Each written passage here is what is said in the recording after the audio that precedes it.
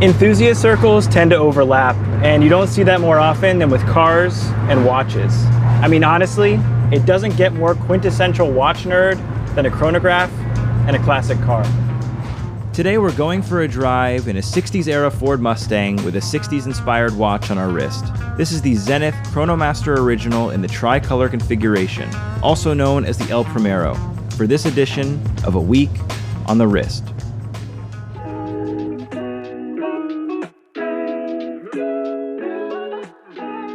When it comes to chronographs, a few brands spring to mind. You have Omega with the Speedmaster, Rolex with the Daytona, Tag Heuer with the Carrera. Zenith, for a mainstream audience, is quite possibly the most overlooked brand, especially when you consider just how good a chronograph movement it has made and still makes.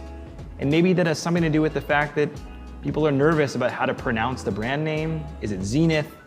Is it Zenith? I mean, for the record, it's Zenith, I think.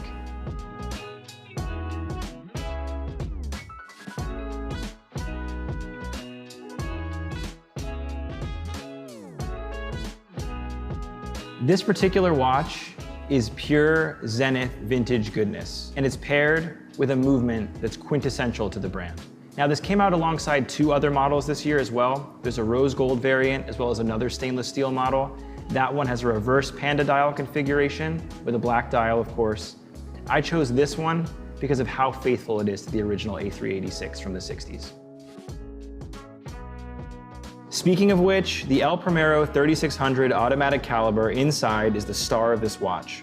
In fact, the dial display has been changed so as to indicate just what this movement is capable of. You don't often see a watch boast about its beat rate on the dial, but you'll find it printed here right under the El Primero word mark. This is a high beat movement.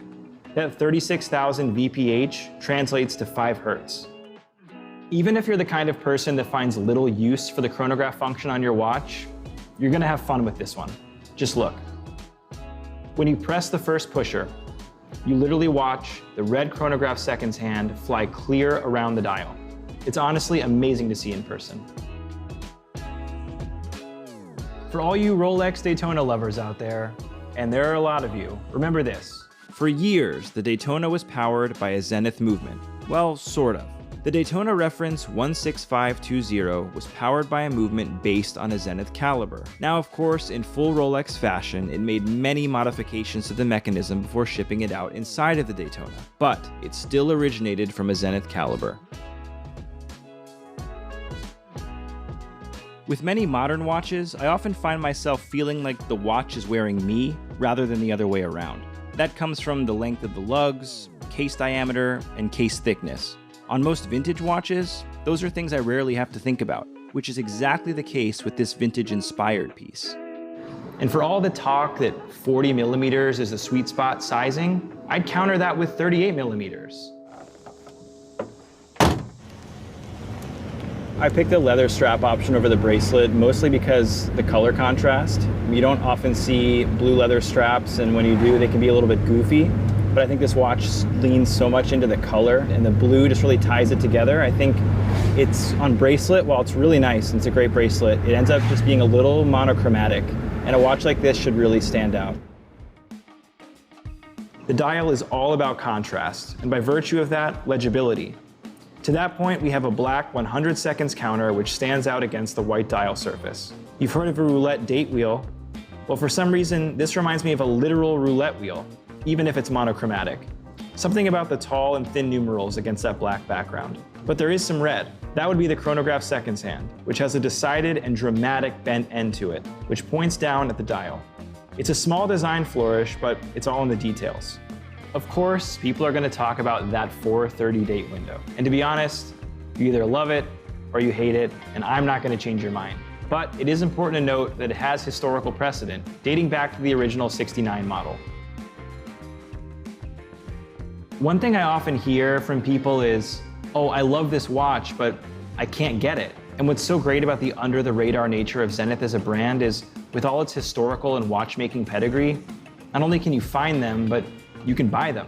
And when it comes to price, this watch, with its high beat movement and wrist-perfect size, clocks in at a value-packed $8,400 as seen here on the blue leather strap, and $9,000 on the bracelet.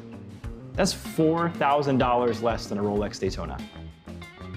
If you like your chronographs a little flashy, a little gold, yellow gold, Zenith also makes a whole range of watches that pay homage to the original A386. This is the gold G381. Actually, a lot of the aesthetic features of this watch are more faithful to the original A386, whereas the stainless steel model we're looking at today boasts a brand new movement inside with the 1/10 of a second chronograph function. This still retains that tachymeter text on the dial. This is kind of a time capsule to an old watch, but in luscious yellow gold. From a movement and design perspective, it's hard to beat. Zenith as a brand has been sort of an insider's watch, but it doesn't have to be. Whether you have a solid gold piece or the classic stainless steel tricolor, you're wearing a watch steeped in history.